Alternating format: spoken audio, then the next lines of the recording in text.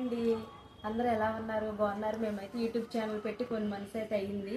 మా YouTube channel మీ అందరూ బాగా సపోర్ట్ చేసినందుకు చాలా చాలా థ్యాంక్స్ మీ అందరికీ.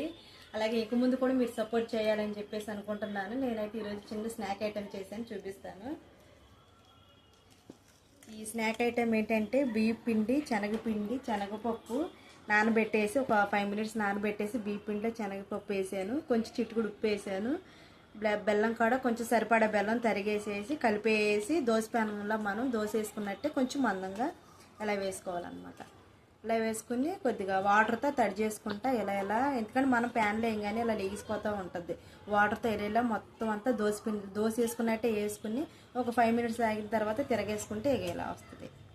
ఇది చాలా హెల్దీ ఫుడ్. నడుము నొప్పి వచ్చిన పిల్లలకి రాగానే స్నాక్ ఐటమ్ కూడా చాలా 5 మినిట్స్లో అయిపోయే హెల్దీ ఫుడ్ అనమాట. మీరు కూడా ట్రై చేయండి ఒకసారి. ఎలా ఉందో కామెంట్ చేసి నాకు చెప్పండి.